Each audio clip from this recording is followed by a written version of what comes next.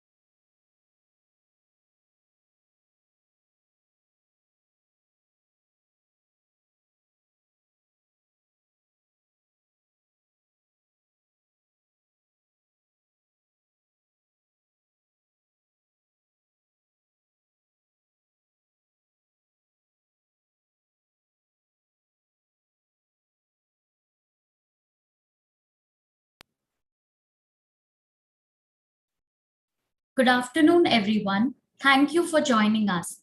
I am Avni Khangurde from the communications team at Drip Capital and your host for today. We have with us today one of the most well-received speakers, Mr. Jagdish Bhatia, who is the founder and owner of Bhatia Training and Consultancy. Mr. Bhatia, thank you for joining us today to share your expertise with our audience. Thank you. A warm welcome and thank you to all our viewers on Zoom and YouTube for joining us today. Before we move ahead, I'd like to give you all a brief introduction to Drip Capital. Drip Capital is a global trade finance company offering post-shipment collateral-free financing to MSME exporters in India. Drip works with over 1,500 sellers and 900 plus buyers spread across 90 plus countries. We have financed over $2.2 billion worth of international trade since Drip's inception in 2016. To know more about Drip Capital and to receive a call back from us, kindly fill out the form shared in the chat section right now. Please note that during the webinar, you can jot down your questions. We will address them towards the end of the webinar. You will have an opportunity to raise your hand and directly speak with Mr. Bhatia.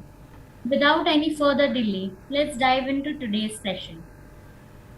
International trade processes can be overwhelming for many to understand as they are bound with an array of rules and regulations. Keeping this in mind, the International Chamber of Commerce in 2007 established the Uniform Customs and Practice for Documentary Credit, better known as UCP 600. UCP 600 is a set of guidelines intended to standardize international trade and reduce the risks of trading goods and services. When companies worldwide abide by this rulebook, it levels the playing field, making it easier for small businesses to enter diverse markets and become an integral part of the global value chain. To help us explain UCP 600, so exporters are aware of the latest norms in international trade, today we have with us Mr. Jagdish Bhatia. Mr. Bhatia has a rich experience of over 4 decades in export import banking, documentation, finance, and risk management. He founded Bhatia Export Import Training and Consultancy. His experience includes working with banks like Standard Chartered Bank Dubai, National Bank of Sharjah, HDFC Bank Ahmedabad, and Gujarat Chamber of Commerce. He regularly conducts webinars with government organizations such as FIO, PEPC, Flex Council, Gujarat University, EDII, and many others. He currently works as a faculty, consultant, and corporate trainer. As a consultant, he has provided his services to 50 plus export import companies and training to over 10,000 students in export import. I now ask Mr. Bhatia to address our viewers. Over to you, sir. Thank you very much indeed. Before I go ahead with my session, can you see the PPT on the screen? Is it okay? Yes, sir. And Avni, can you hear me? My voice is clear? Yes, sir, it is Okay, audible. no, thank you very much indeed. So before I start, I thank you very much to the Dream Capital, Avni, and all the participants for attending such a wonderful seminar. This is a very most important and advanced learning about the UCPDC. A lot of people in my last six seminars webinars which we have taken on the drip capital have been asking us to explain us about the rules and regulations designed by the International Chamber of Commerce under the letter of credit. So this is the reason we have chosen this subject this time, and next time we'll be taking one more subject as per your demand, that is how the debt recovery is done. So today's subject is ICC Uniform Customs and Practice for Documentary. ICC stands for International Chamber of Commerce. Uniform, it means same, like a harmonized system code are same around the world for each code for the particular product. Similarly, the uniform customs. Customs का मतलब जो हिंदी में कहते हैं रीत रिवाज, है ना? These are not the rules. So you can omit the rules if you want to omit any of the rules of this documentary credit. So one word you need to remember, this total documentary credit, which is layman people are saying LC. It is not LC, it is a documentary credit now from 1st July 2007. So these are the not rules and regulation but uniform and customs and practices. Uniform मतलब एक ही जैसा, custom मतलब रीत रिवाज, unless otherwise stipulated in the credit. जब तक LC में लिखा नहीं गया है तो ऑटोमेटिकली ये वाले जो बातें हैं वो लागू पड़ जाएंगी. 6th वर्जन है तो उसके बाद इसकी एक गाइड बनाई गई है LC की, that is called an international standard banking practice, how to read this UCP, because a lot of banks and other people were trying to take the disadvantage of the terminology of the UCPDC. So International Chamber of Commerce had made one more book called International Standard Banking and Practices for the examination of document under UCP. There are 39 articles in UCP, and there are 200 articles in ISBP, that is an International Standard Banking Practice, how to read this UCP book. So the practice is described in publication highlight how the articles of UCP 600 are to be interpreted and applied, and therefore this publication is to be read in conjunction with the UCP. So today we will be taking UCP, not ISBP, but since I have worked in banks, so we were supposed to read the ISBP also to give the correct definition of UCPDC. Uniform Customs and Practice for Documentary Credit, UCPDC 600, known as a layman LC, because from the beginning till 2007 it was called LC, letter of credit, but it is no more LC. It is the name has been changed to documentary credit. I will tell you the logic also why they did like this, because you need to present the document under LC, so the name was changed to documentary credit instead of letter of credit. What is the general information? ICC was first established in 1990. 1919. International Chamber of Commerce was established in 1919. So 103 years have been passed now. And UCP under that was UCP, Uniform and Customs and Practices, was first announced in 1933, and current is the sixth revision, means the sixth time it has been revised. From time to time they keep on revising according to the new development coming into the world. So this is the sixth version, effective from 1st July 2007. So people are still saying LC, it is okay, no problem, because from 1933 till 2007 people used to say LC, and still people are using this word. It's okay, no problem, but the actual word is DC, documentary credit, and not LC. There are 39 articles into it. Laws. This International Chamber of Commerce is stationed in France, Paris. So it is not the Paris, France who is making this documentary credit rules and regulation, like Incoterm also, URC also. So this is only a place, headquarters of International Chamber of Commerce in Paris, France, where in all the representatives from all the countries are sitting over there and making the rules according to the international trade. Okay, sorry. Old name is LC, letter of credit, also called a bank guarantee. Layman language, this is a bank guarantee by buyer's bank to seller, that you present such and such document complied with LC, we will be paying you according to the letter of credit terms and conditions. Actual word is DC, new name. It means a buyer bank gives a guarantee to seller for timely and full payment against presentation of compliant document. Sometimes when I ask people, do you know about LC? The people say, yes, bank is saying that if buyer doesn't pay you, then I will pay it to you. So this is not a meaning. It is only a bank who will pay it to you.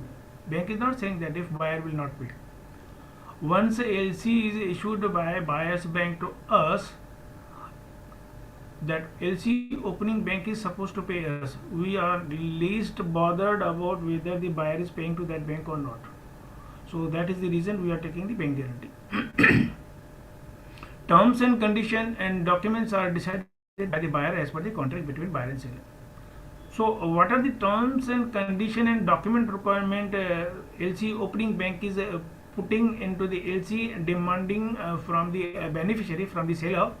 It is decided by the buyer and seller. So when buyer is telling his bank to give a guarantee to the supplier, he is also mentioning such and such documents are required.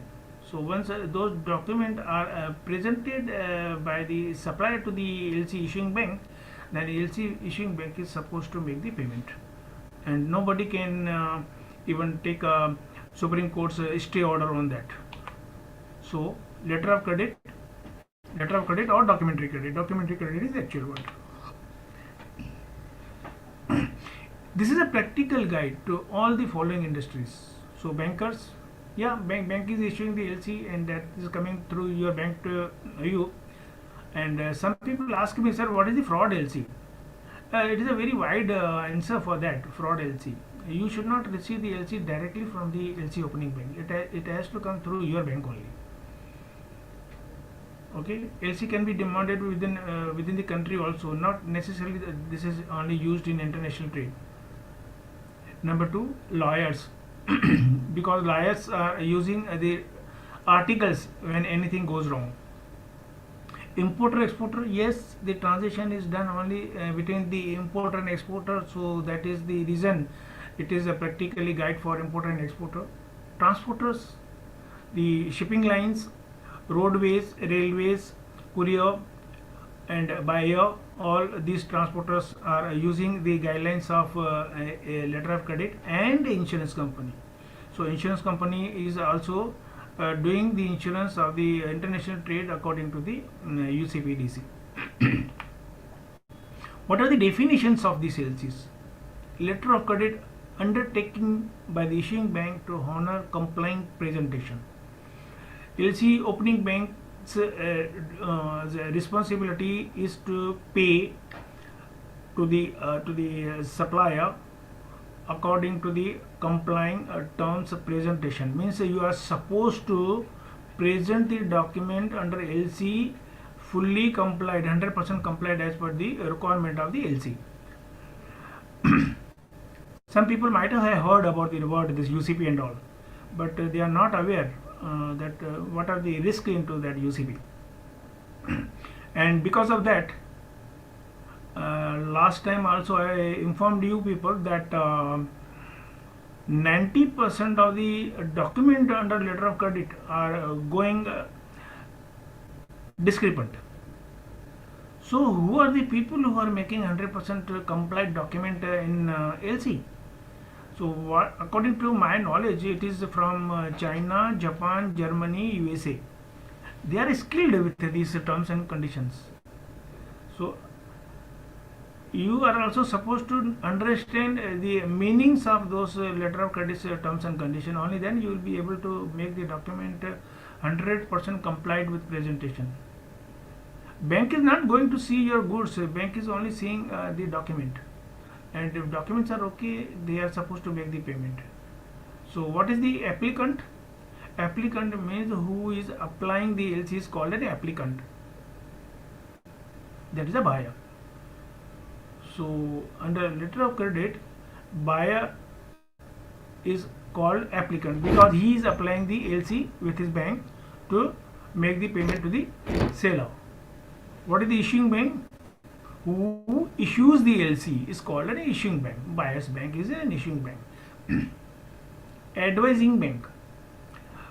Beneficiary's bank may be beneficiary's bank or may not be beneficiary's bank, but who advises the LC to the beneficiary saying that this is an authenticate message we received in our SWIFT message. So the people who are not aware about the SWIFT, let me explain to them.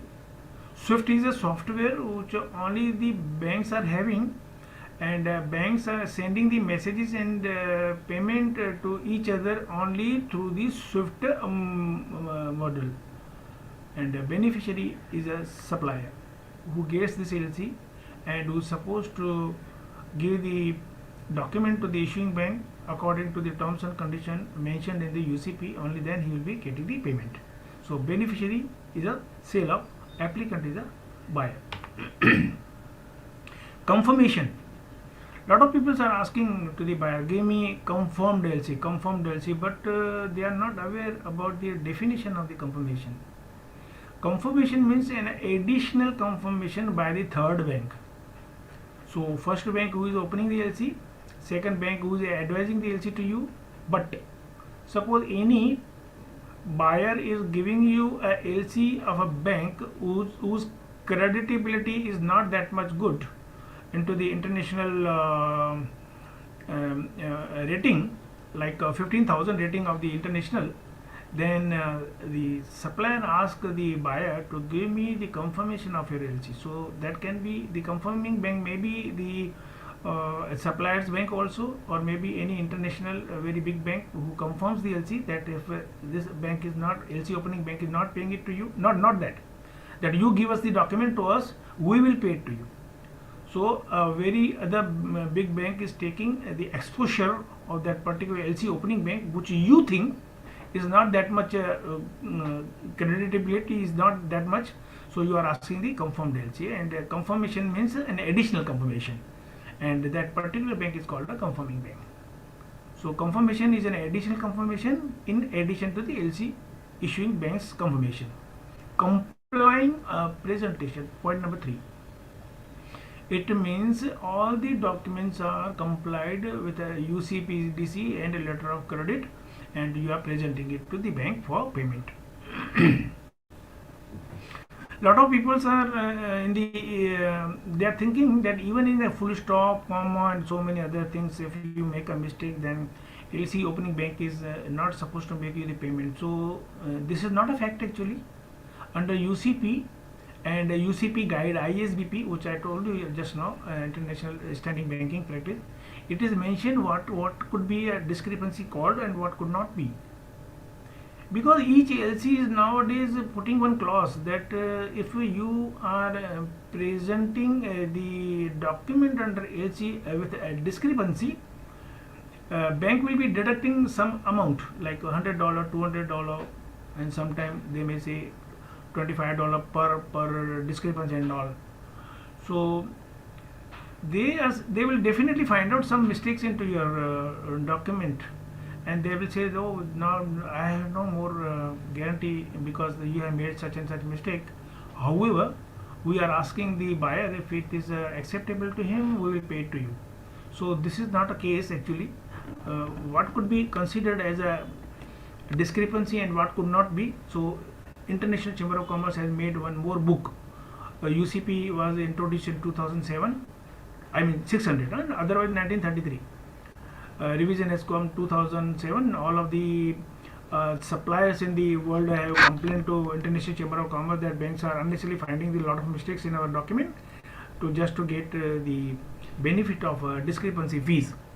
So they issued one book, guidance book, ISBP, that what could be called discrepancy and what could not be, and how the technical words of the LC is to be particularly interpreted.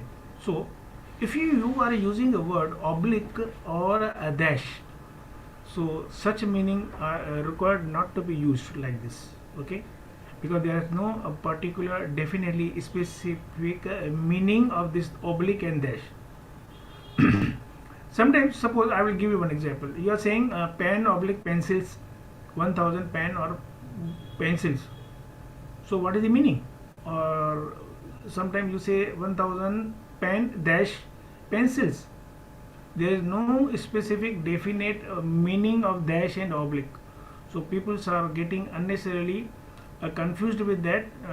So International Chamber of Commerce says not to use such words, and if it is used, so whatever the supplier has taken the meaning, maybe and or maybe plus, so he will let it be. The buyer will have to accept it. Okay, word singular and plural will have a same meaning. Sometimes LC is saying pencils, and you have mentioned in your document pencil. So this is not a discrepancy. So this is only a singular and plural. Such cannot be called as a discrepancy. Or misspelling, like a machine. You can see on the screen spelling of machine here. Fountain pen. There is a mistake again.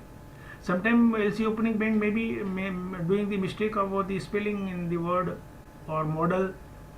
Such things will not be considered as discrepancy unless and otherwise the total transition's meaning is going to change. So such thing will not be considered as a discrepancy.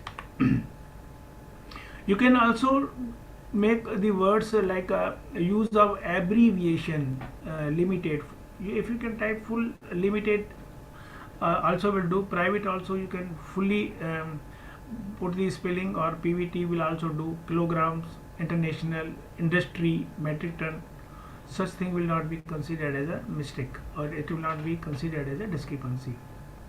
But if LC is silent about a revocable and irrevocable, it will be considered as irrevocable. So let me explain to you what is irrevocable. LC opening bank is saying in the LC, this is an irrevocable LC. It means they are opening a LC which will not be amended or cancelled or changed without the consent of the supplier. And if nothing is mentioned in LC, it is automatically will be considered as an irrevocable LC only. Question come in the mind that is there any revocable LC? Answer is yes. So what is the meaning of revocable LC? That can be cancelled at any time. It can be changed at any time. So will any supplier accept it? Nobody.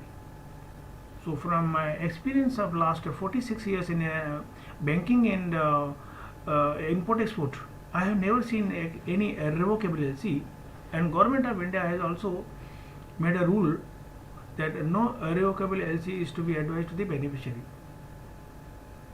So why it is there? So maybe next time when they are amending this terms and condition of revocable and irrevocable, I hope that they will take out this revocable word. One of my client in my consultancy says, sir, I received one LC which was showing revocable. So let me explain to you here. When I was opening LC in my bank, in HDFC and Standard Chartered Bank, there are two columns in my Swift LC. I need to tick with whether I am opening an irrevocable LC or revocable LC. So every time I put a irrevocable LC, and it was not allowing me to do it a default for always for putting an irrevocable. So by mistake, LC opening bank suppose ticked the typographically in a revocable. So you may receive it, but it is your duty to read the LC fully, thoroughly, word by word. Signature in documents. Method of signature in document unless otherwise stated. Always remember these words in the whole LC. That is called unless otherwise stated.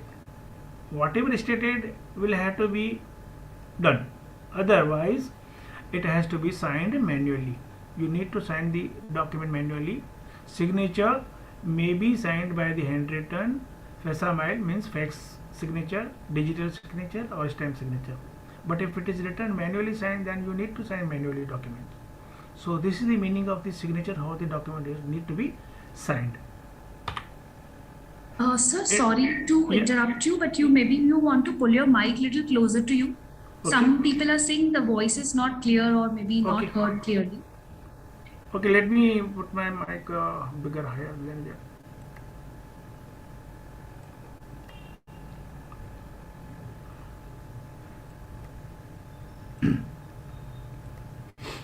Is okay now? Yes. Okay, fine. Bit louder. Thank you. Okay, thank you.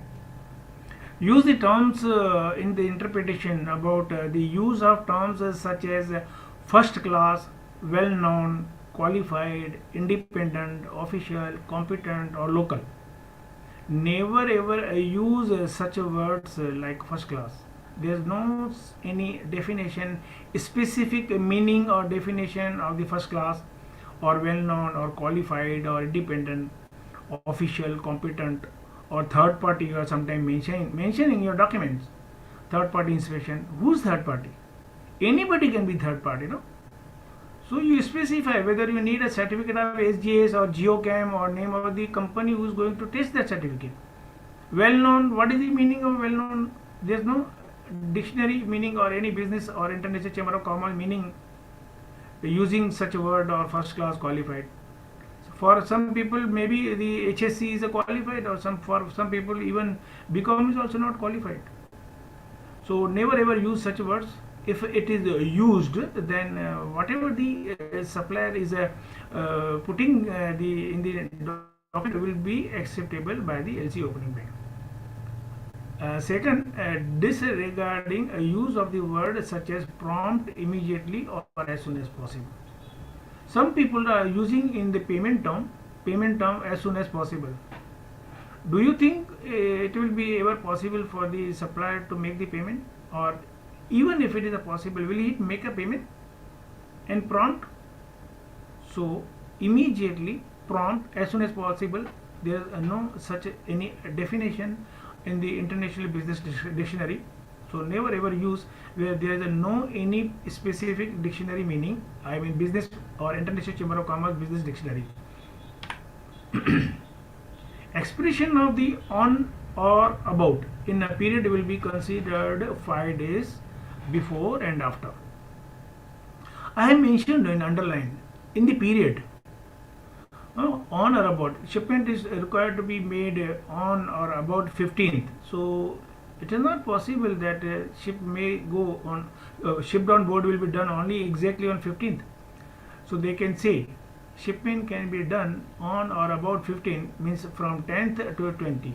So this is called under the period only. I am going to explain you about word in next slide, what is the meaning and what is the criteria for the particular interpretation there. Use of to, until, till, but this is under shipment period. In the period of shipment, use of to, until, till, from and between includes the date mentioned. Okay, if you are saying the shipment is to be made to up to this month until this date, so that particular date is included, or from and between. So So those dates are also included to be calculated as a period of shipment. And the words before and after. Shipment is to be made before 15. So the 15 will be excluded. So shipment has to be made before 15 means up to 14 only, or after 15. So again 15 is excluded. It has to be made the shipment after the 16th. Sometime in Europe they are asking such things there, because European countries and USA, they are closed most of the time from 28th December to 10th of January. So they say that shipment is to be made before so and so or after so and so date, because their offices are closed most of the time. The way we are closed here for 4 and 5 days in Diwali days. Maturity date, maturity date. Now you need to understand this here. It is opposite way here. Use of word from and after, exclude. So in the period of shipment and in the period of here I told you what I said. In the period of shipment it was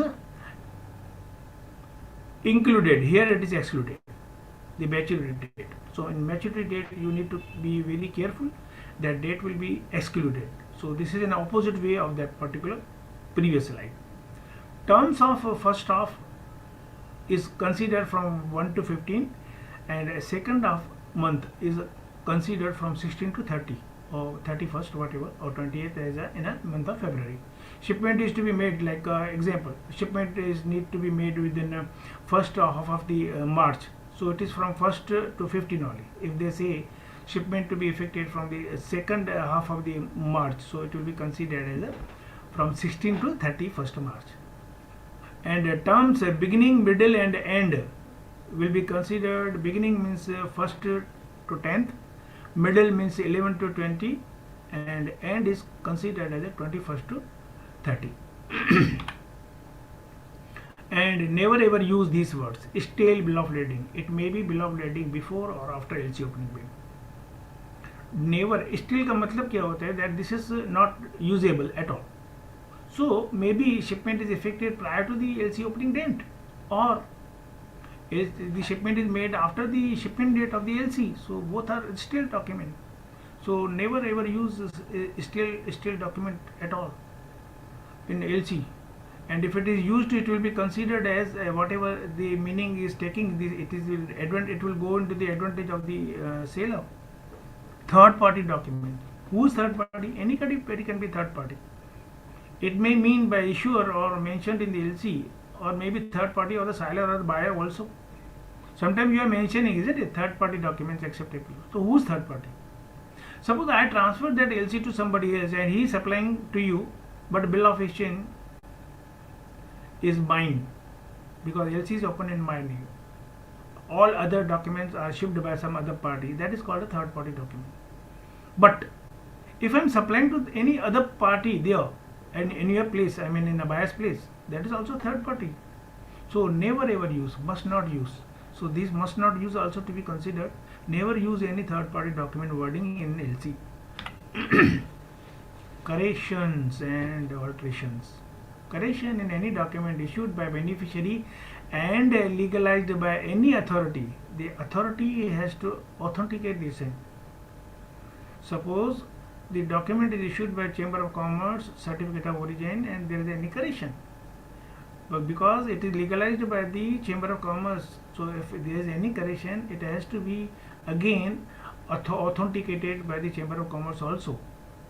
Sometime in inspection certificate, sometime in insurance document, sometime in bill of lading also. No correction is allowed in bill of exchange. The reason being that logic, because in bill of exchange is a financial document. So if you are making a bill of exchange, if there is a correction, usko फाड़ के फेंक दो and make a new bill of exchange. I think everybody is aware there is no, government of India has also not allowed any correction in the checkbook, correct? And this rule has come from the effective of 2010. RBI has issued a circular, no correction is allowed in checkbook. Let me explain you why they did like this. If you made any mistake in check after 1 lakh and then you signed it, somebody is correcting it as a 2 lakhs, already it is authenticated there, isn't it? So you can make it again 3, then 4, then 5 lakhs. So government said no. If there is any mistake in a check the bill of exchange. It's a demand of payment, financial document. No correction is allowed over there. You need to make a new bill of exchange. Any correction in document other than issued by beneficiary must be authenticated by issuer by way of stamp and signature. Like insurance document, bill of lading, certificate of origin, if it is issued by somebody else, then it has to be corrected by that particular authority only. LC is a separate transaction from the contract referred into LC. Are you not mentioning in LC in description of the goods all other details as per PI number so and so and so and so?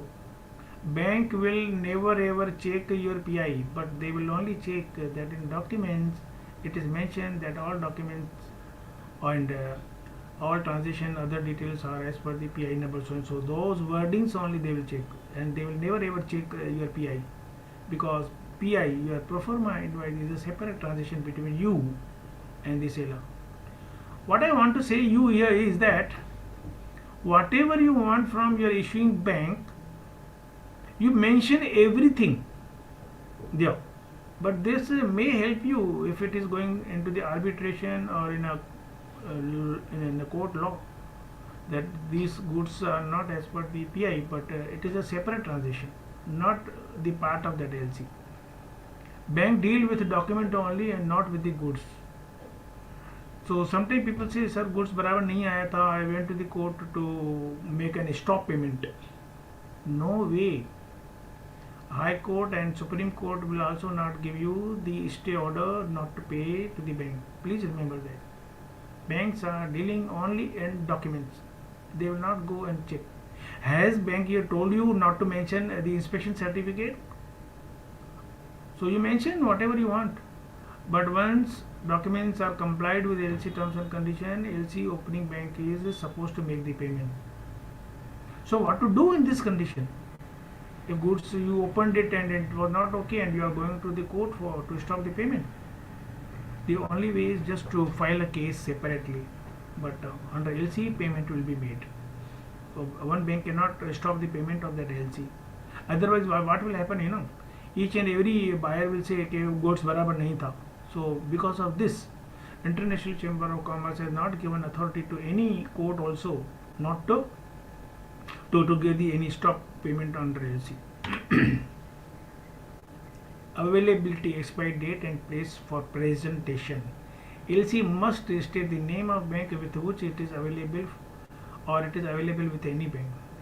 Sometime you are seeing in your LC is available with any bank in India, or any bank in, just say any bank.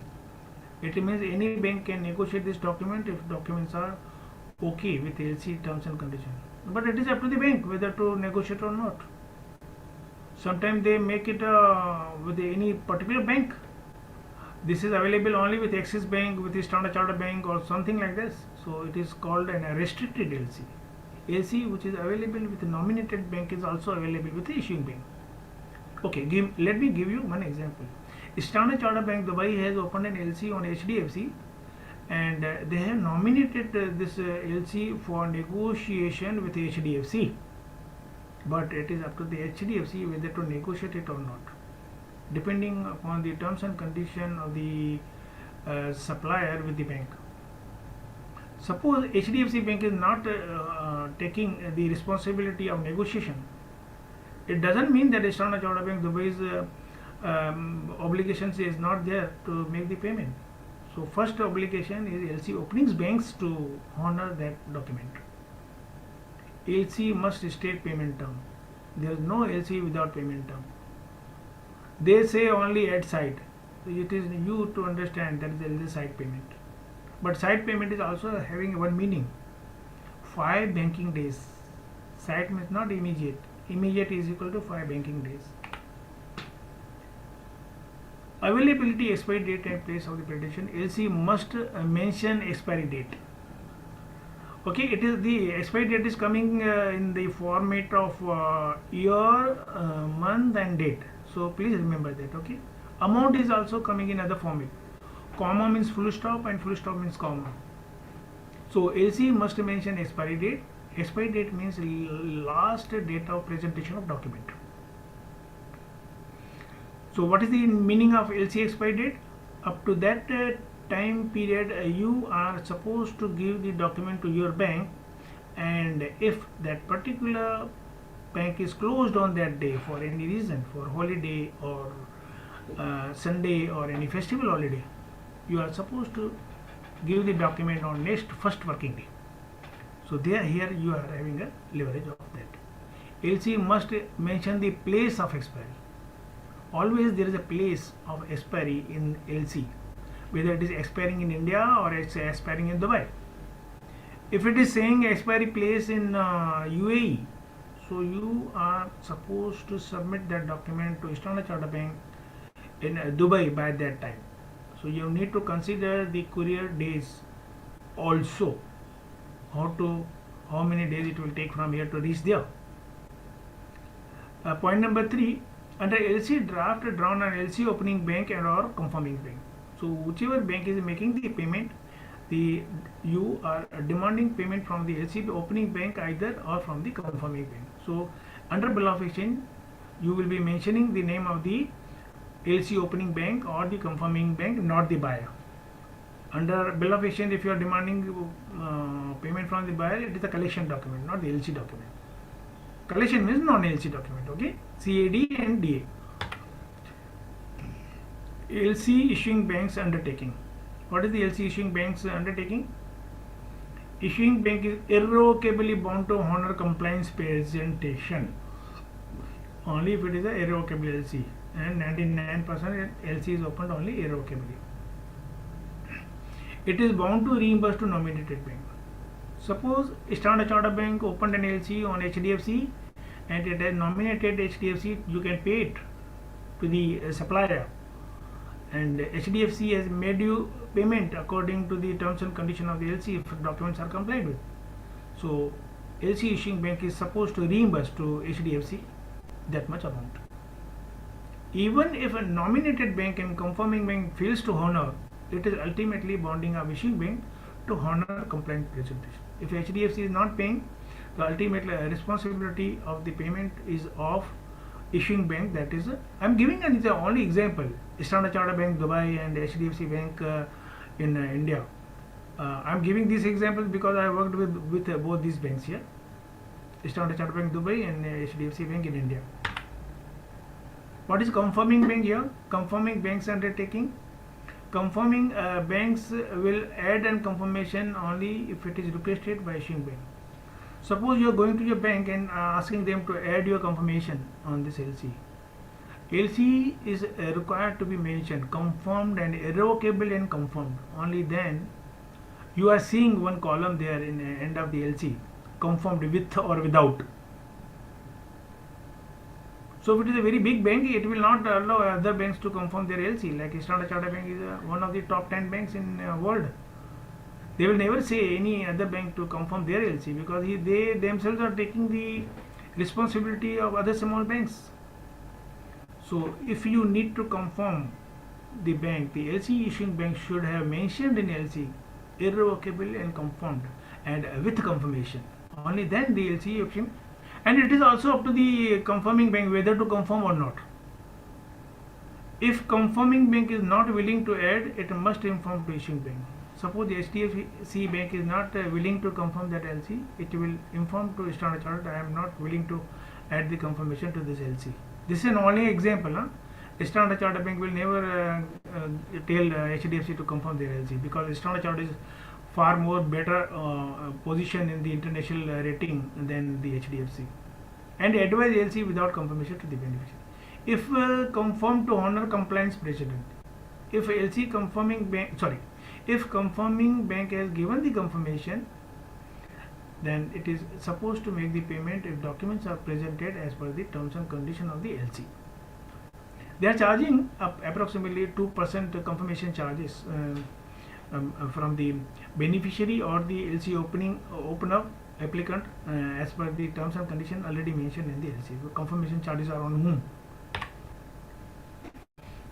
advising bank responsibility is only to satisfy its authenticity.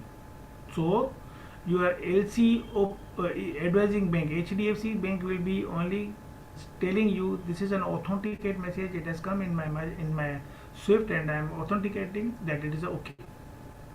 Any amendment must be routed through the same bank. Amendment will not come to through any other bank, it will come only through the same bank only. Advising bank advises without any undertaking to honor the negotiation. So HDFC is advising you the LC of Standard Chartered Bank Dubai without their any engagement to that. They are saying only in authenticate message I am giving it to you. Amendment in LC. LC cannot be amended or cancelled without the agreement of beneficiary and confirming bank. I am talking about the irrevocable LC, okay? And 99% LCs are all opened irrevocably only.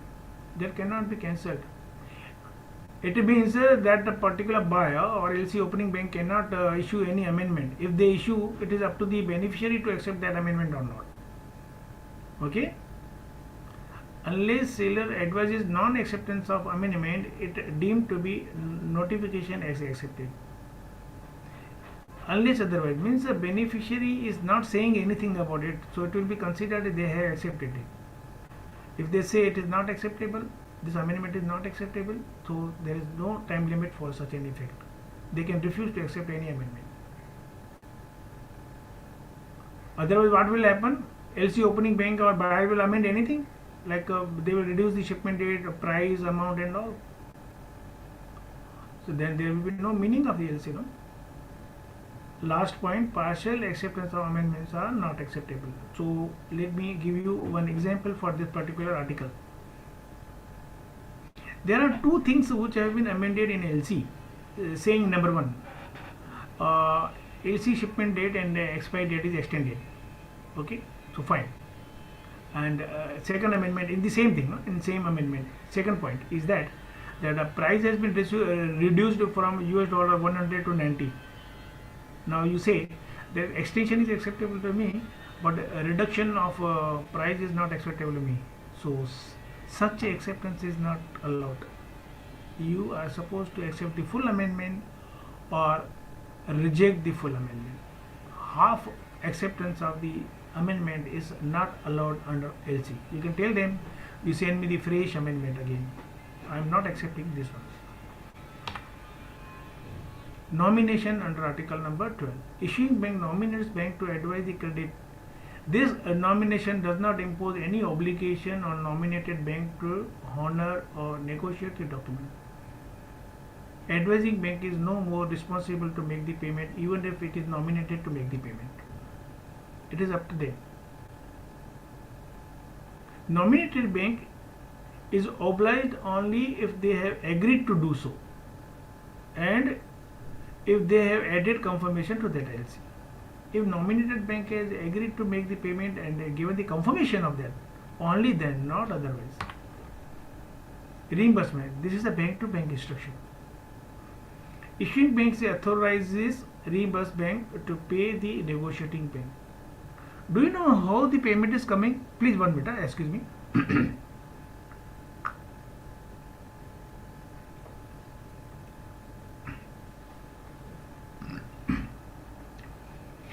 Standard Chartered Bank, how the Standard Chartered Bank is making a payment to HDFC. So let me explain you to understand this clause.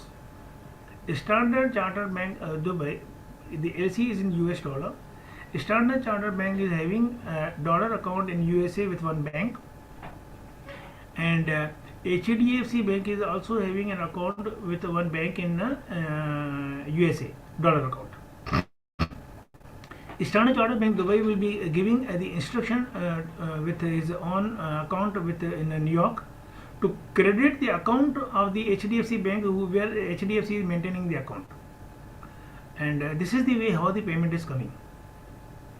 Okay, so Standard Chartered Bank Dubai is sending the money to USA to his own bank like Standard Chartered Bank New York, and Standard Chartered Bank New York in clearing crediting the account of HDFC Bank where HDFC is maintaining account in USA.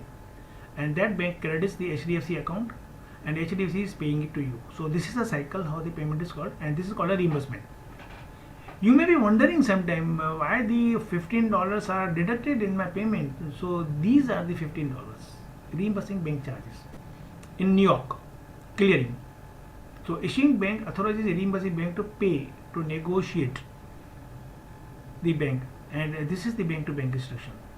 So Standard Chartered Bank is giving instruction to reimbursing bank where they are maintaining account in New York.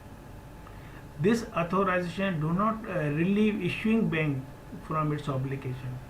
So if a Standard Chartered Banks where a Standard Chartered Bank is maintaining an account in New York, if they are not paying, so it is not relieving the Standard Chartered Bank Dubai from the payment. So Standard Chartered Bank Dubai's risk of making the payment is still there.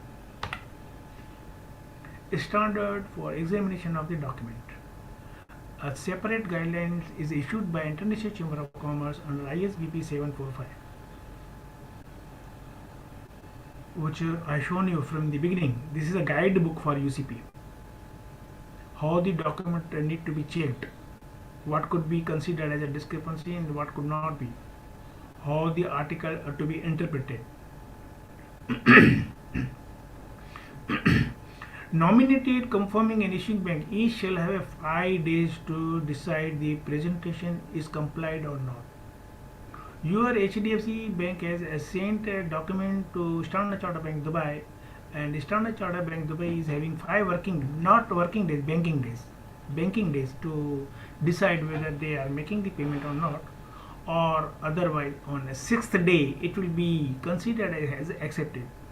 If they are making payment late, they will have to pay with interest, and if it is on a maturity date, they will have to make the payment on that day. On 6th day, they cannot issue any discrepancy later. Okay. Point number 3, only invoice to show full details of description of goods. Sometimes the particular buyer is asking so many things in description of goods, very big list.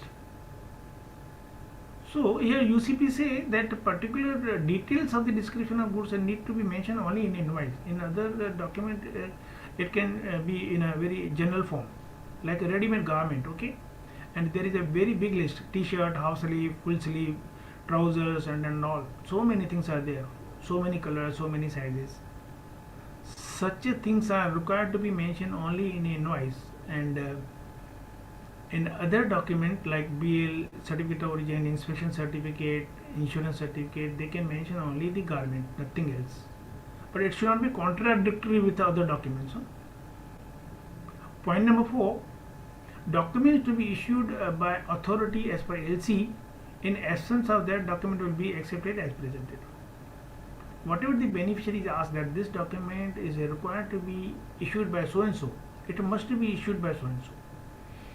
Otherwise, the beneficiary can, suppose there is a one clause in the LC, certificate of origin required in 3 copies, but they are not mentioned issued by whom.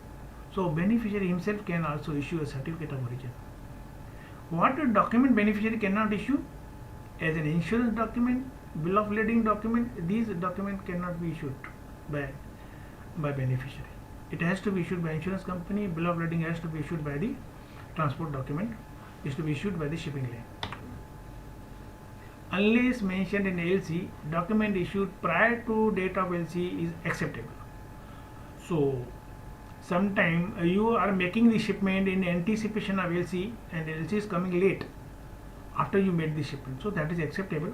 But if it is mentioned in LC, document must not be presented prior to LC date, so it will not be acceptable. So unless and otherwise, you must remember these wordings. Unless otherwise mentioned in LC, document must be presented to bank within 21 days from the date of shipment. This is a rule which is an internationally also, and our domestic rule also, Government of India. RBI has said that you are supposed to submit the document within 21 days from the date of shipment, but not later than the expiry date. So please remember, even if you are mentioning the document, I am talking other than the LC document now, even if you are sending document to buyer directly under 100% advance also, so this rule applies again, that you are supposed to give the document to bank within 21 days from the date of shipment. So this will otherwise bank will be asking you so many questions. Why did you delayed it? So you will not be able to answer them. Documents not asked under LC will not be it will be disregarded. Sometimes we are putting so many other documents also which have not been asked under LC. So banks will not be checking those documents. They will disregard. Okay, let me give you an example. You made the shipment late and you are asking the buyer to extend it now. The buyer says, अरे document भेज दो मैं accept कर लूँगा. ये ऐसा नहीं चलेगा. You send me the amendment. He says no, I will accept it. Don't worry. I am sending you one amendment. I am sending you one email that this discrepancy is acceptable under LC. You attach with the document. No, LC issuing bank will not consider your this email of buyer. So LC issuing bank has not said you to do like this, so they will not accept it. Point number 2, if LC contains any condition without asking any stipulation of document, this will not be regarded at all. Okay, let me give you one example here also. Inspection must be done of the goods, full stop. Under LC there is a clause, inspection must be done, but they are not asking any document. So the bank will not consider that clause at all. They will omit their clause. You are not asked any document against them. You say that inspection certificate is to be issued by so and so, then I will ask the beneficiary to give me such document, not otherwise. Okay. Address of beneficiary need not be exactly same as per LC, but within the geographical area. Sometimes some people write name of the building, Avni Chamber, opposite to CC building, and sometimes they are not opposite CC building, it is a near to MC building. So geographically it is not going to change, so it will be acceptable. Okay, but contact details such as telephone number, fax, email address must be same, because contact number, if you have mentioned 2 to 3 or 3 to 4, this won't work.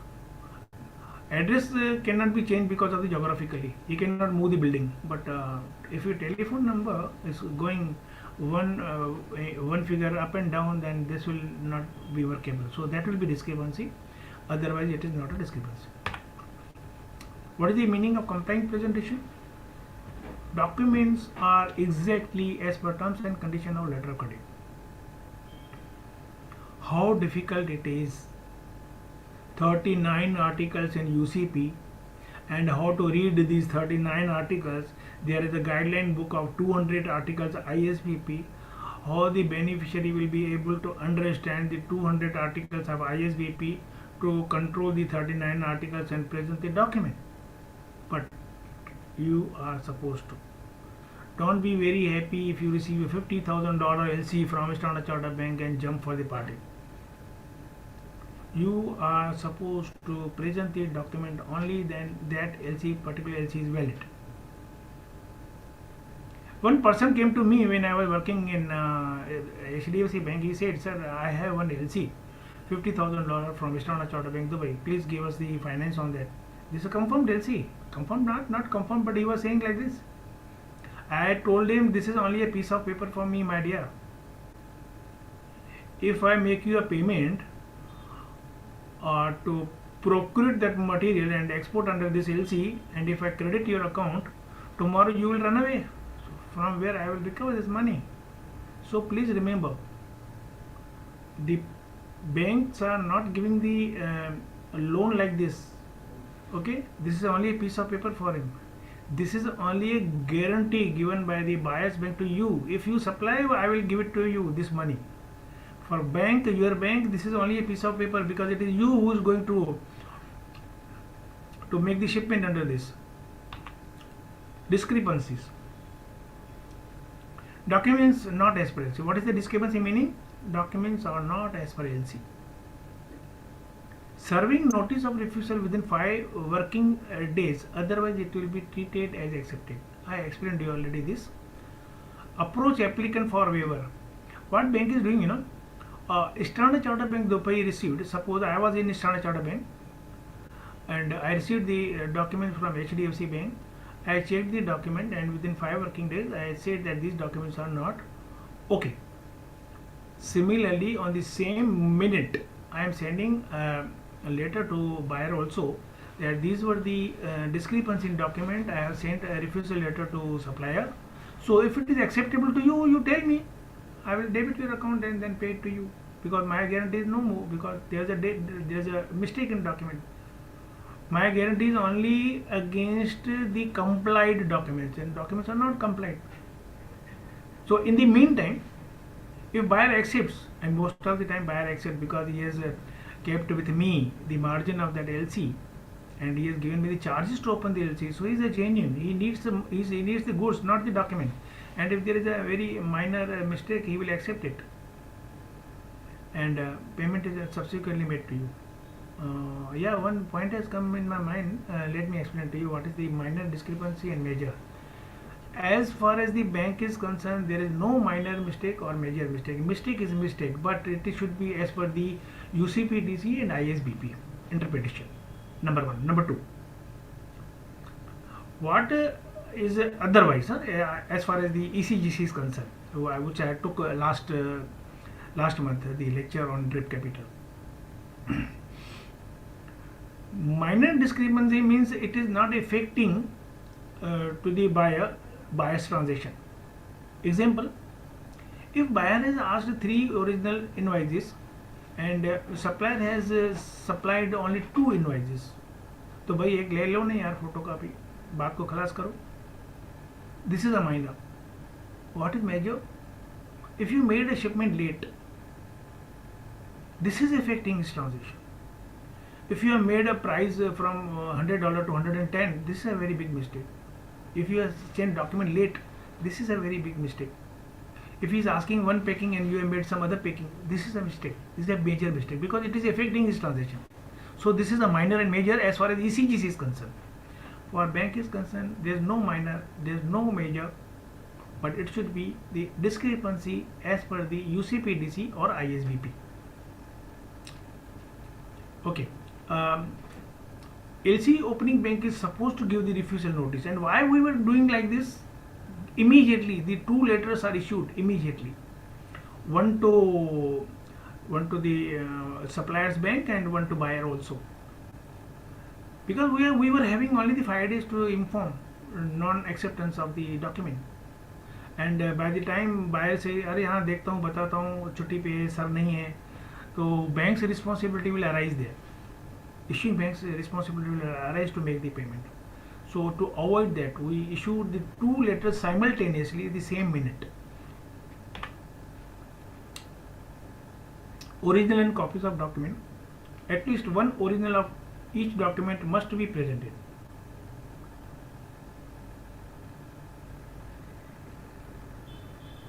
Original can be identified on original stationery, original signature, mark as original, stamped or labeled as original. All these documents will be treated as original unless document itself states it is not original. If it is not mentioned anything about it is not original, it will be considered as original document. Sometimes there is a watermark, non-negotiable or not original or copy. Such will be not considered as original.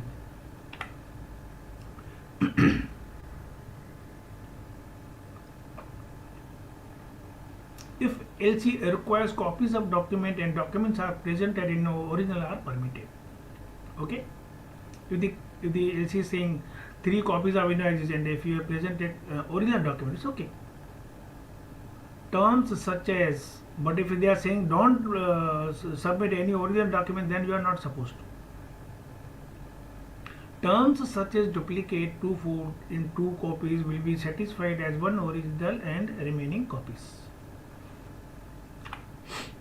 Invoice must be made to the order of the applicant. Invoice you are issuing on the name of the applicant in the same currency of the LC. Description of goods as per LC only, ditto, full. Invoice need not be signed. Please remember, this is a very serious matter here. As per UCP DC, they have allowed invoice need not be signed, but this is unless otherwise. Even if it is mentioned in LC, 3 invoices, and if you not signed it, as per UCP, this is not a mistake. This is not a discrepancy. But I have mentioned in bracket. It is advised, it is suggested to please sign it. Put any signature you like, because this is not going to be verified anywhere. Because when the buyer will go to custom department to release the cargo, custom department they have never ever heard the word of UCP, DC and ISBP. वो तो बोलेगा ये invoice में signature नहीं है, मैं घूस नहीं दूंगा. तो please sign it. But yes, one scapegoat is there. भूल गए समझो आप. If you forgot to sign it, so LC opening bank cannot point out this as a discrepancy. So this has happened once with me. I sent document to Korea under LC. It was the Korean government who imported some material from India, sesame seed, and the vessel has gone. In a hurry, I forgot to sign the invoices, and they pointed out this discrepancy. और उस vessel में थोड़ा आग लग गया था, fire हो गया था, and they refused to make the payment. Then I pointed out them this one. You have asked us only the three invoices, that's all. So it is not signed as per UCP. तो मैं बच गया था, payment आ गई थी. So knowledge has a power. A lot of things are happening when if you know the rule, then you are survived. Transport document signature. Bill of lading must be signed by carrier or by master of the vessel, or on the behalf of the master by the agent. It must also indicate the power. Sometimes it is issued by the agent, sometimes issued by the master also, or by the carrier. So must say that I am signing on behalf of so and so. It indicates taken in charge or shipped on board. So what is shipped on board? Free on board, you heard about this, no? Under Incoterm, when the goods are loaded on the vessel, this can be stated by a pre-printed notation also. Some shipping company are not issuing receipt for shipment. They are giving the bill of lading only shipped on board bill of ladings. Let me explain some of the people here who are very new in import and export, and they are listening to me in Facebook or YouTube or Instagram or other LinkedIn and all. If they are very new, they may not understand what I am saying here. So the people who are already in import and export will be definitely understanding me what I am saying. So don't worry, this will also be very useful when you are doing the shipment, the people who are new. It indicates taken in charge, shipped on board also. Date of issuance will be considered as date of shipment unless bill of lading contains shipped on board. If they issued bill of lading and there is a date at the bottom or anywhere, that will be considered as a date of shipment unless if it is there is another notation on the bill of lading saying shipped on board, means the goods were shipped on so and so date. Very clearly, very seriously, please understand what is the date of shipment. Date of shipment is considered as a shipped on board. It means the goods were loaded on that vessel on that particular date is called a date of shipment under UCPDC under LC. Bill of lading must indicate the number of original issued. 95% cases all bill of ladings are issued in 3 originals, and it is mentioned at the bottom how many originals of this LCs are how many original of bill of ladings are issued. Bill of lading must contain full terms and condition backside. It is a standard, okay, by Lloyd's, London. In absence of that, the short form and black back bill of lading or short form BL is not acceptable under LC. Let me explain what is short form BL and black BL. You must have seen bill of lading, a lot of 31 conditions are printed backside the bill of lading. That is called a full form BL. All terms and conditions mentioned there. Suppose there are only 4 or 5 lines are there saying terms and condition of that LC. That is called a short form, and that is not acceptable unless otherwise mentioned in LC that short form BL is acceptable. Or bill of lading is blank backside. that is a blank bill without any terms and conditions. That is not acceptable. Again, unless otherwise. So 95% cases all bill of ladings are mentioning backside full terms and conditions. Read it sometime. It will be very helpful to you in case any discrepancies are coming. Nobody has read it, I know that. What happens, why these things are happening? Because we are not reading it. Sir, इसको इतना time किसको रखा है, कौन पढ़ेगा? And for this reason we are facing the problem. Bill of lading must indicate about freight payment. If you are supplying under CFR, it must say freight prepaid or similar word which is having same meaning. If you are supplying under FOB, you must say freight collect or a similar wording. Transshipment means loading and unloading from one transportation document to another transportation. If goods are going from here to Africa, the vessel will go from Nhava Sheva, Bombay to Oman or Sri Lanka, and it will be loaded to one more other vessel. And unloading from our own vessel which has gone from Bombay, and unloading at Muscat or to Sri Lanka and loading it to another vessel is called a transshipment. Okay, this is unloading and reloading into the other vessel. Even transshipment is prohibited if bill of lading indicates that it will or it may take place because of the emergency, then it is acceptable. Even you say LC is saying transshipment is not allowed, and LC is saying that transshipment may take place, it will take place. So this is also acceptable. This is not a discrepancy. But if it says it shall transshipment shall take place. Shall means definite. So that is not acceptable. Sometimes in an emergency is okay. It may, it will. So that is not definite. If it says shall, it is not acceptable. Above is obvious in case of multimodal transportation document. If you are saying multimodal, suppose Nepal is buying from China, that will go to first Calcutta and then it will go from Calcutta to other mode of transportation from Calcutta to Nepal. So under those things, it is acceptable in transshipment document. Unless it is allowed in LC, charter party bill of ladings are not accepted. Charter party, some people are chartering the vessel, so charter party bill of ladings are not acceptable under LC. It has to be master's bill of lading. Under charter party bill of lading, bank will not examine charter party agreement.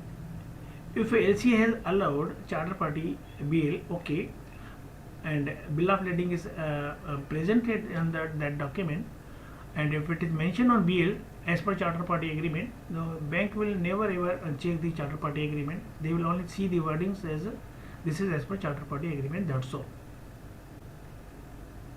Multimodal or combined transported document is which covers at least two or more transportation mode. Here all terms and conditions as per bill of lading. So there is a repetition of the documents under UCPTC, charter party BL, straight bill of lading, and multimodal transportation document. So it is all same there. Bill of lading is a negotiable instrument. If you are making a shipment, very serious matter, please listen everybody very carefully. Bill of lading is a negotiable document, airwheel is a non-negotiable document. It means in a bill of lading under LC, if a shipment is by sea, if you mention the name of consignee, the consignee needs the original bill of lading to release the goods from that particular destination. But under airport, if the shipment has been made by air, if you mention the name of the consignee as a buyer, airlines will call their buyer, please submit your import-export license and other formalities and take your delivery. They will not ask him to give the original airway bill. So airway bill is a non-negotiable document. So if you are making a shipment under air, you are supposed to, and if any payment has yet to come, you are supposed to send the goods on the buyer's bank's name and not a buyer's directly, because he will get the delivery directly. So this is a very serious matter which I am getting lot of problems with our Indian exporters. So I am advising and requesting everybody to understand this clause. Airway bill is only the receipt and is not it is a non-negotiable document. There is a logic behind it, because goods are arriving there in the port of the destination very quickly, so they have made this particular column as a non-negotiable document. Receipts are acceptable under rail and road, whether marked as original or not, and a receipt marked duplicate are also acceptable. Under railway, it is mostly they are issuing the duplicate with carbon copy like receipt and all. And in absence of the indication the number of original, any number and receipt will be presented. Mostly we are getting only one truck receipt or railway receipt. Date of pickup or receipt in the courier will be deemed the date of shipment. Under shipment by courier, the date of courier receipt will be considered as a date of shipment in all other terms and conditions as per BL. Transport document must not indicate that the goods will be loaded on deck. Loaded on deck मतलब ship के ऊपर ऐसे खुला ship कर देना, उसको loaded on deck कर देते हैं. और no buyer will accept such type of shipment from you. But if it is a BL is mentioning, it maybe means sometime maybe for emergency they may have to keep it outside on the deck, then it is okay. Transport documents showing clause shippers load and count and said by are acceptable. Shipping company is not opening your goods because it is opened and checked by the custom department. So shipping company is only saying this is loaded and counted by the exporter, by the consignor, and so I don't know what it is there inside. So this type of notation under LCs are acceptable. Definition on clean shipped on board. Some exporters are going to shipping company saying them, please mention these words, clean on board, and they are fighting with them. But if you understand what is the meaning, then you will not ask them this thing. Clean on board means there is no notation in the bill of lading saying that the goods are defective or leakages or packaging. That itself is a clean. If it is any indication is there like it is a leakages or defective, then it is unclean. So please understand that shipping company will never mention clean on board. It will mention only shipped on board. That's all. Clean means there is no any indication about the defectiveness or leakage of the material while making the shipment. Insurance cover document may be insurance policy, certificate, declaration under an open cover. Open cover or cover note is not acceptable. You need to take a separate policy for each shipment from that open cover. The issuer must mention this is authority whether agent or for on behalf of who is signing that insurance policy, the same way like we explained in bill of lading, who is signing that on behalf of that particular insurance company or the agent. Date of cover, if insurance must be prior to the date of shipment, you must have taken the particular insurance prior to the date of shipment, and if it is after that shipment, it must say that it is effective prior to that shipment. Sometimes the government insurance companies, they are not mentioning the foreign currency amount in a policy, but it is required to be mentioned the foreign currency amount of the same currency of LC. Amount in insurance will be 110% of CIF value. So this is again you need to understand what is the 10% extra for that insurance lecture I have already explained, not mentioned in UCP, but I am telling you it is the cost of the process for claim, interest for late payment, inspection charges and etc. So insurance is to be taken on the 110% of the CIF value. Insurance document to show risk from and to as per LC, from which place to which place.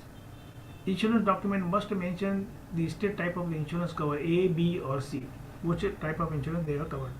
Most of the time it will be A or this covered. What is expiry date means? Latest last date of the presentation of the document is the expiry date.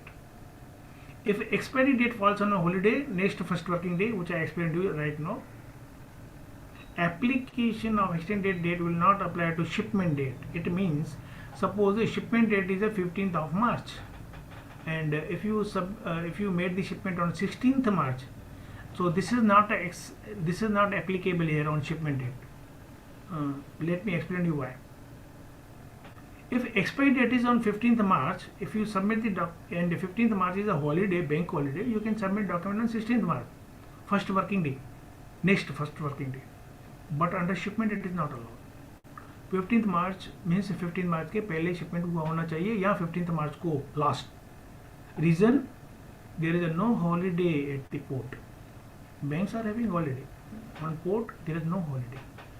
So this is not applicable in the date of shipment. Tolerance. Only one word meaning about or approximately in amount and quantity if it is mentioned in LC, it means about is equal to plus or minus 10%.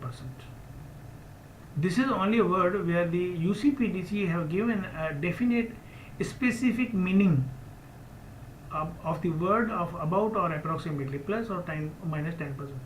So if you are supplying 1 lakh t-shirts, you can supply about, if you say about 1 lakh t-shirts, you can supply 90,000 or 1 lakh 10,000. So amount will be according to the supply what you are doing it. So this is what it is called 10%. Always keep this open with your particular buyer. Tell him to mention in LC to let me supply plus or minus 10%. You may not be able to make the shipment exactly the numbers of what they are asking. Yeah, one thing is that if you are supplying any unit like machinery or something like that, there will be no tolerance in there. And if LC is silent about the approximately or about, in case of LC does not state anything about the tolerance, then 5% minus is allowed in quantity but not in amount. 5% plus and minus is allowed in quantity. It means LC is not saying anything at word about or approximately. Suppose you received the LC saying 1 lakh t-shirts, so it is not saying any about or approximately, but automatically 5%, it means 95,000 shirts you can sell, or 1 lakh 5,000 you can sell, but you cannot exceed the amount of 1 lakh. So under amount it is not allowed. Partial drawing in shipment is allowed. Whatever the partial shipment you are making, you can draw that much amount only. Installment drawings and shipments are also allowed. If any shipment is lapsed within the period, if they are saying from January to December every month you are supposed to supply 1 lakh t-shirts, you supplied on January 11 lakh, supplied on February 1 lakh, and if you missed on March, now you cannot make the subsequent shipments. Means that chain has been broken. So drawing is stopped over there. Hours of presentation. During the banking hours of the, you are supposed to submit the document, not after the banking hours. Banks are giving the disclaimer always. This is a scapegoat from the banks. Bank is not responsible for effectiveness of documents. Form, accuracy, genuineness, falsification, legal, description, quantity, weight, quality, condition, packing, delivery, value, existence, goods. They are only concerned about the making the payment if the documents are made as per the LC. They don't know whether this document is a false or not. They don't know whether it is a genuine or not. If you want anything to be done, you say it into that particular LC, and they will demand. But how will they verify whether it is a genuine or not? So they have given a disclaimer. Disclaimer on delay in transmission. They will do by themselves. They will do a good job to give the full satisfaction to customer. But sometime in transmitting the LC or amendments, if it is a mutilated, so mutilation is also, they are giving a disclaimer, we are not responsible, or this responsibility is of the buyer. And nominated bank determines that documents are presented complying and forwarded document to issuing bank, and if documents are lost in transit, issuing bank is bound to pay. HDFC Bank already informed to Standard Chartered Bank that all documents were okay and we are forwarding it to you and we have made the payment. So if documents are lost, then LC issuing bank is supposed to make the payment to HDFC. Force major मतलब कुदरती कुछ हो जाना ना, naturally, acts of God, flood, volcano, Jwalamukhi, earthquake, tsunami. So if anything goes wrong because of these things, banks are not taking any responsibility on them. Important note: the bank will not honor upon resumption of its business if LC is expired, but it will honor on following working day if the earlier day was a declared holiday by government. It must be declared holiday by the government. Disclaimer: bank is taking service of the another bank, and if another bank is not working in a proper manner, they are also giving a disclaimer that we did our best but we could not do because of this. If charges in LC are on account of the beneficiary and if the same are not paid, that particular charges will be collected from the buyer only. LC should not mention to advise to beneficiary against receipt of advising charges. Are you not receiving LC where it is mentioned that advise the LC to beneficiary by collecting the charges? Always they are mentioning like that, but as per UCP they say no, it is not allowed. Don't mention like this. If beneficiary do not pay, then applicant is supposed to make the payment. Applicant is liable to indemnify the bank against all obligations and responsibility imposed by the foreign laws and usages. Transferable LC. No more working in India. I have tried with so many banks and all. Banks presently are not transferring the LCs, I have come to know. But let us learn what it is. Maybe very big suppliers are getting transferred through their bank. Maybe some government banks are transferring, but not the private bank or international banks. Transferable LC can be transferred only once if it is stated in LC. LC must mention on the first line irrevocable and transferable. Only then that can be transferred.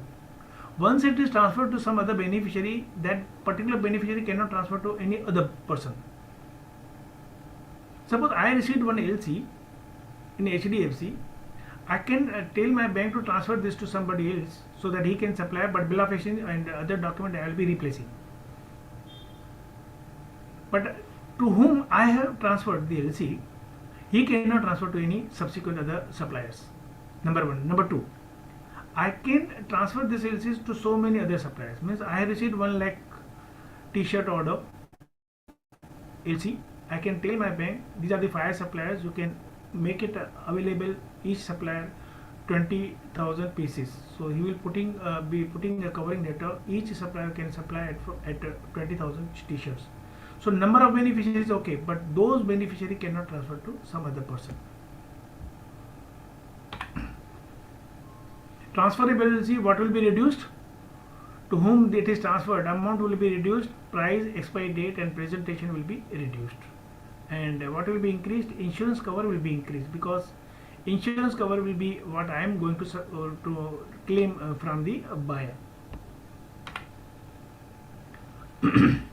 Transferability, it is a must for the second beneficiary to submit the document through the transferring bank. A person on whom I have transferred the LC is supposed to give the document to the bank, to my bank. My bank will give it to me. I will replace my invoices because my amount will be bigger than what is to whom I have supplied it.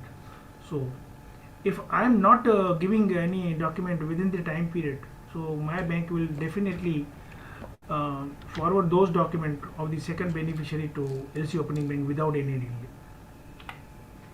Please don't jump for the party if you receive an LC.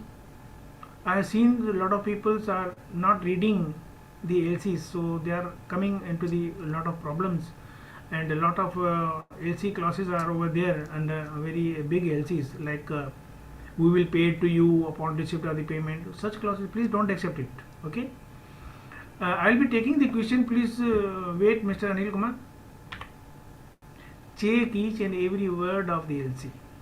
Each and every word, whether you will be able to comply those terms and conditions or not. Otherwise, ask for the amendment. And amendment also must be received to you in your hand through your bank only. Till then, don't ever start your procurement or manufacturing of the goods. So this is the advice to all of you. there are different types of LC: irrevocable I told you, restricted also I told you, unrestricted I told you, confirmed, transferable, revolving. This LC will revolve every month, say with the same amount and same quantity. Back-to-back LC is not coming in India.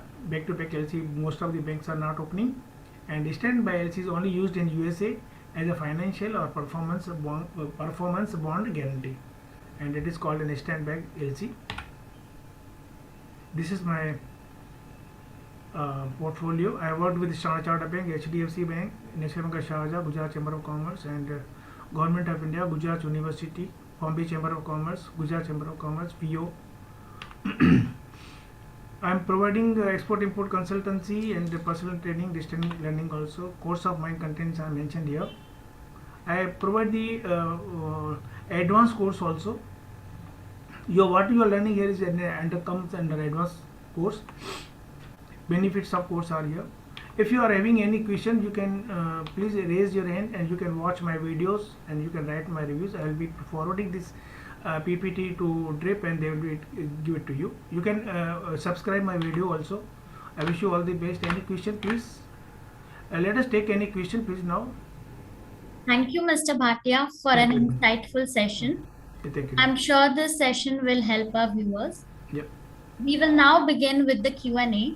An announcement to our Zoom audience. To ask a question directly to our speaker, kindly raise your hands and please do not ask questions in the chat section. For our viewers on YouTube, you can add your questions in the comment section. Mr. Anil Kumar Pandya, so you can ask your question. Yes, Anil Kumar. Anil ji, अपना mic on करें, आपका mic off है. Mr. Anil, you can unmute yourself and you can proceed to ask your question.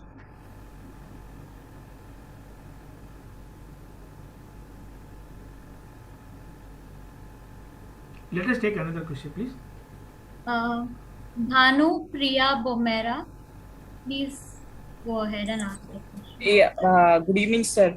Good evening, Bhanu. Yeah, how are you, sir? I'm fine, thank you, Bhanu. Yeah.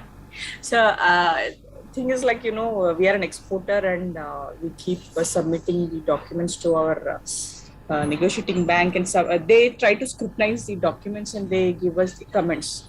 So sometimes we keep seeing that they give us a comment stating that the bill of lading is not signed as per UCP 600. The capacity of the one who's signing is not identified. This is what they say. We see like a lot of agents, like NVOCC agents, who does not have vessels, but they book this slot and they load it, and even LCL consolidators, the less than container loads consolidators. So they tend to release their own bill of lading, and they only sign it and they endorse it. So in such case also we are seeing that this kind of discrepancies are raised. It is raised only because of for your good sake. The thing is that LCL Cargo, the company who are issuing a bill of lading may be the freight forwarder, and freight forwarder bill of lading is not acceptable. Under freight forwarder bill of lading, the particular buyer can take the goods without presenting the original bill of lading. So it is for your good sake that. No, actually, it is not a freight forwarder bill of lading, but it is a LCL consolidator bill of lading. So consolidator is also not authorized. Consolidator, if he is signing, he has to mention on whose behalf he is signing. Whether he is signing that bill of lading on behalf of the master, or on behalf of the agent, or on behalf of the carrier. So if it is allowed under LC, that it is to be signed by the particular person, then he has to mention the capacity of that person, not otherwise. Okay, you mean to say in case if the branch manager is signing the bill of lading, he has to mention his name and his capacity? Correct. Sir, I have another question. Sorry. Yeah, it's okay. No problem. We are facing this kind of problems. That's why I'm asking you. We usually have we have our head office in Hyderabad. Okay. And we negotiate all our documents also in Hyderabad with our bank, who is located in Hyderabad. We do exports from our other location, that is from Gujarat. And the LC is open with the name of the beneficiary as our Hyderabad office. but the export is happening from Gujarat. And we file the shipping bill also, all the customs process, everything is done from our Gujarat. And the shipping line, whatever we file on the shipping bill, whoever is mentioned on the as a shipper on the shipping bill, they say that they will mention the same address on the bill of lading. Suppose I'm exporting from Gujarat, and my Gujarat address will be the shipper on the shipping bill, and shipping line will say, since your Gujarat address is mentioned as a shipper on the shipping bill copy, the same address would reflect on the bill of lading. But I will go back to them and ask, hey, it's an LC shipment. And in my LC, the beneficiary address is our Hyderabad office. Can you show according to this? So they deny it. Madam, why don't you file a shipping bill as a consignor as a Hyderabad? Actually, that's because of the tax. My taxation department says, since we are exporting from there, we take the input there, so we got the GST. No, but they are also having the guidelines. Okay, shipping bill should match with the bill of lading, and that is the reason they cannot do like this. So sir, my question is, my beneficiary name is same, but address on the LC under the beneficiary column and the address on the bill of lading will differ. That will be, bill of lading will show Gujarat and LC will show beneficiary address as Hyderabad. Will it be a discrepancy? Yeah, because that's it. That consignor address is differing here. All documents should not be any document should not be contradictory within each other. So this is a point I explained right now, isn't it? Okay. And last question, sir. We have a customer in Dubai. Okay, whenever we receive a LC draft, we keep requesting our customer to add one clause, that is, minor spelling mistakes, which does not affect minor spelling mistakes or typographical errors, which does not affect the quantity and the value of the goods should not be treated as a discrepancy. So this is what we asked our customer to include in the LC. Then so customers say no, as per the Dubai Bank's regulation, it cannot be. It is not Dubai Bank's regulation, it is International Chamber of Commerce rules and regulation. Such word cannot be used. Such word cannot be. But unless already I told you what are the things can be interpreted as a non-discrepancy also. So it is required by you to understand what cannot be considered as a discrepancy and what can be considered. Sometimes any mistakes in the spelling, like spelling, madam spelling mistake तो है ही नहीं discrepancy है. मैंने आज पढ़ाया था आपने इसमें बताया, लेकिन but what to be on a safer side, we tell customer to include on the LC. But is it really because bank does not entertain to add such kind of clauses? Bank will not. Because we see the other regions, for Bangladesh, they are adding it. Their bankers are accepting and they are adding it. इसके लिए बांग्लादेश है, वो Dubai है ना. A person who is sitting may be not aware about, the person who is opening an LC in the bank may not be aware about the UCP clauses and ISBP clauses. और किसी को भी उठा के बिठा दिया current account वाले आदमी को, तो वो खोल देगा. उसको थोड़ी नहीं पता है कि वो क्या खोल रहा है LC. So such things are happening when the person who is not skilled properly and have been given a seat of foreign trade department, trade finance department, such things are happening, and because of that the beneficiary is facing the problem. That's all, sir. Thank you, sir. Thank you, Manu. Ms. Shailaja Sridharan, you can unmute yourself and ask the question. My question is, where do I stand if my site LC is not getting paid within 5 days? Madam मैं नहीं सुन पाया आपका question. The LC what we have is a site LC, but at no given point in time you are paid at right time. Say you were mentioning 5 days from the date of submission. Is no acceptance. 5 banking days. Banks are having a lot of work, because if somebody has submitted document to me today, 10 customers have come to me and they have submitted the document, I will keep on line up the document first come first. So they are having the 5 banking days to check the documents. So this is the time period given by International Chamber of Commerce to banks to cut off time by 5 banking days. You will have to submit the discrepancy or make the payment. So this much time they are having. What if I don't get any revert within that 5 banking day, neither payment nor any discrepancy report? either to refuse the document to make the payment with the reasons, with the discrepancy, or Yes. make the payment. This is called five banking days. If they And go in this, if they go beyond 5 days, it will be treated as accepted, and if they make the payment late, LC opening bank is supposed to make the payment with interest. with interest. With interest, yes. Why you are making the payment late? After 5 days, you are given the time period from International Chamber of Commerce 5 banking days. If you are not making the payment within 5 bank, ऐसा थोड़ी नहीं open रखेगा. और bank has given, International Chamber of Commerce has given them a time period कि इतना time के अंदर payment करो या बताओ क्या डिस्क्रिपेंसी है. If you make the payment after 1 year, ऐसा थोड़ी नहीं चलेगा. So what is if I'm getting paid late? So should I approach my banker to approach the paying bank to pay the interest, or how is it? You will have to tell your bank to write to them the 5 banking days are over, now make us the payment with interest. अच्छा, but my bankers have never approached the paying bank for कौन this. है आपकी, कौन bank है, उसको बोलो तो सही. ये लिखो, इसी के लिए तो है. No exporter knows about UCP, DC and ISBP, and they are working under LC. बहुत दुख की बात है, एलसी के अंदर काम तो करते हैं, लेकिन एलसी के टर्म्स एंड कंडीशन किसी को भी पता नहीं है. And that was the thing we with your demand, we took this session today so that all people should be aware about the UCPDC terms and condition, what it is mentioned over there. Is there an article reference which I quote to ask this interest for?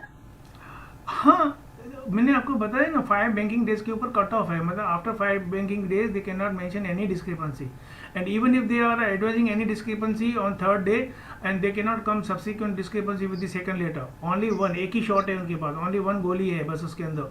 You say anything, whatever it is there, and if you not mentioned anything within 5 banking days, either make the payment or make the payment with interest.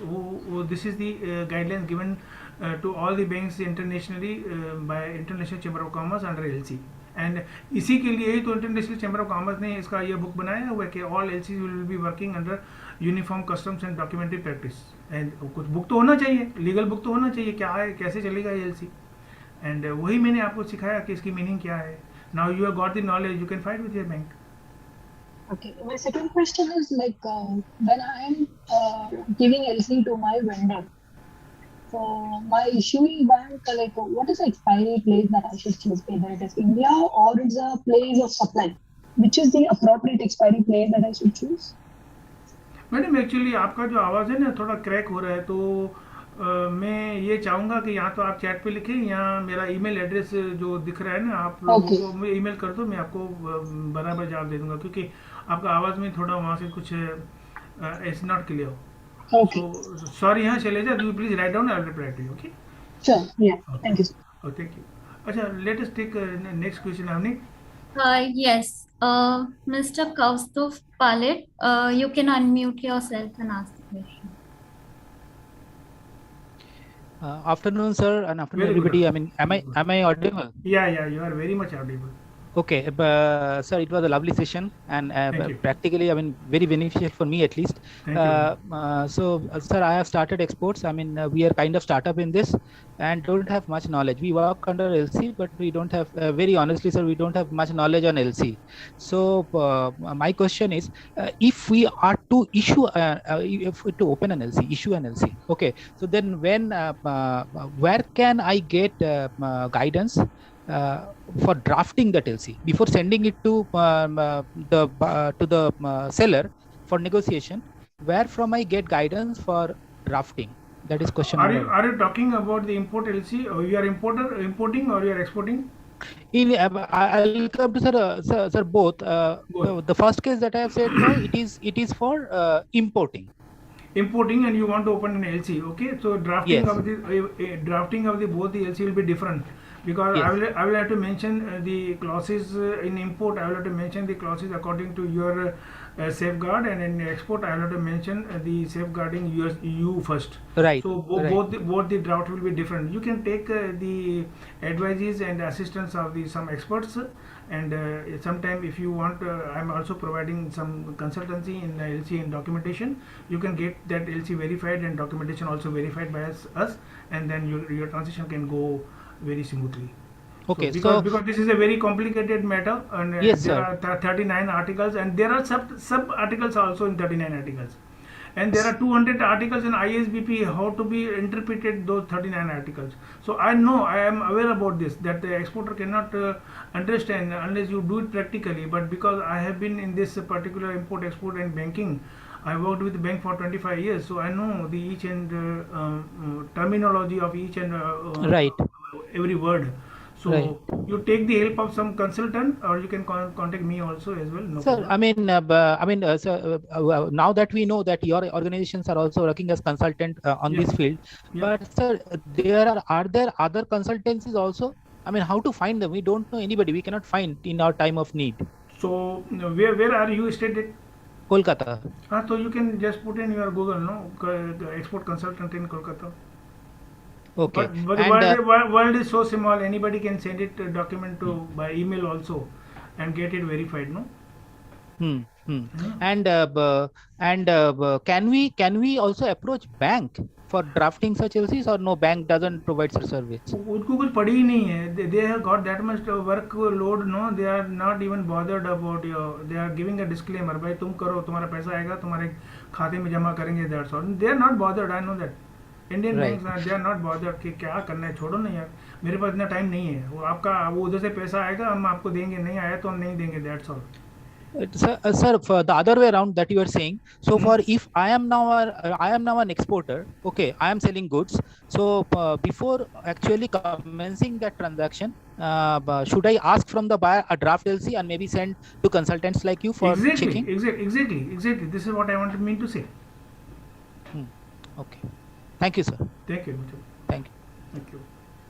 Sir, Mr. Madan Lal, one of our YouTube viewers, he is asking, can you please explain the EUCP 2019? Is it the same as UCP 600 of 2007, or is it different? EUCP is an electronically UCPDC under which the bank are submitting a document to the LC opening bank through email only.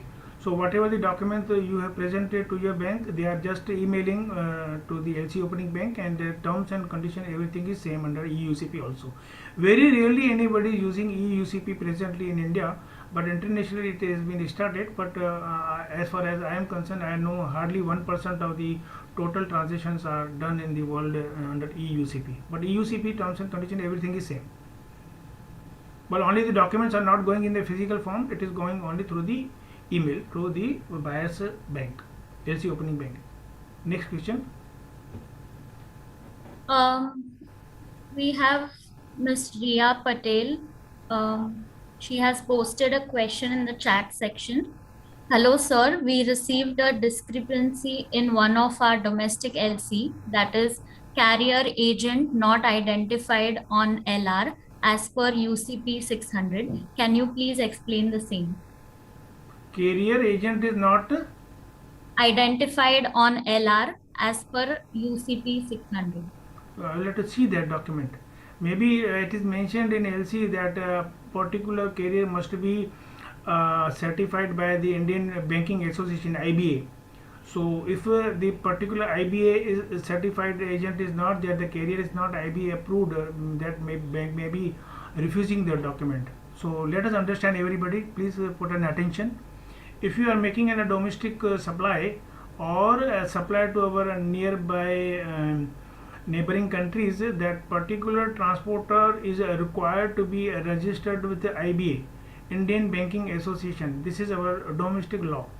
So maybe this IBA that particular carrier is not approved by IBA, and that is the discrepancy that bank is taking out. So I hope that you have understood now. Next question, please. Mr. Anil Kumar Pandya, he has posted a question. If LC opening bank puts terms and conditions of reimbursing bank, and on due date reimbursing bank does not make payments, saying that issuing bank does not have sufficient balance, due to that payment gets delayed, what remedy is available? So reimbursing bank reimbursing may not have the fund of the LC opening bank, but still reimbursing bank should not mention such words there. Anyway, but the ultimate payment responsibility is of the LC opening bank. If he has not submitted his on fund to reimbursing bank may say that मेरे पास उसने पैसे नहीं दिए, मैं कहाँ से आपको दूँ? So ultimately responsibility of making the payment is of issuing bank, not the reimbursing bank, because issuing bank has given the guarantee for the payment, not the reimbursing bank. So you catch the reimbursing bank for the payment, not the you catch the issuing bank for the payment, not the reimbursing bank. Next. Mr. Anand Subramaniam, do you want to ask a question? Good evening, sir. Very good evening, Anandji. How are you? Oh, fine, sir. How about you, sir? Fine, thank session you. is very nice and it is quite useful. Thank you. Thank you very much. Sir, I have a question. The thing is, normally, sir, the LC expiry date is only 21 days. Okay. You know, but however, I'm some of my suppliers, especially raw cotton suppliers, they used to put us 30 days or 35 days for LC expiry. I have explained them that it is quite not possible and it is against that UCPDC. No, this is not against UCPDC. UCPDC has said unless and otherwise stated in LC. Means if you don't mention anything in LC, automatically 21 days clause will apply. Yes, now they are asking for an higher days. That means okay, now they may ask higher or lower also. So whatever they are asking is applicable. So you understand the wording, unless otherwise stipulated in LC का meaning समझने की कोशिश करो. जब तक LC में नहीं लिखा गया है 21 days will apply. अगर LC में लिखा है 30 days तो 30 days will apply, 45 days तो 45 days, 15 days तो 15 days, 10 days तो 10 days, whatever it is mentioned in LC will apply. Okay. Otherwise it is 20. Yeah, otherwise if it is silent, automatically 21 days. Okay. Okay, sir. Thanks. That's all the time we have for today. Thank you, Mr. Bhatia, for sharing your knowledge with our fellow exporters. Thank you very much. Thank you to all our viewers. Yeah. Thank you to all our viewers for joining and being an excellent audience in today's webinar. You will receive a short survey once we end the session. Request you all to share your valuable feedback and topics you want to hear from us. This is important for us to hear from you to help us organize knowledgeable sessions for our exporter community. You may also follow us on social media to stay in touch with Drip Capital. You can also follow our blogs and newsletter for recent trade updates and insights on foreign trade related matters. Also, please subscribe to our YouTube channel. You may click on the link shared in the chat section. You can watch all our previous webinar videos on our YouTube channel. Have a great evening and please stay safe. Thank you very much, Avni, and thank you very much, Drip, and all the participants. I hope that you loved it today's session, and thanks a lot. All the best. Bye-bye. Thank you, sir. Thank you. Thank you, sir.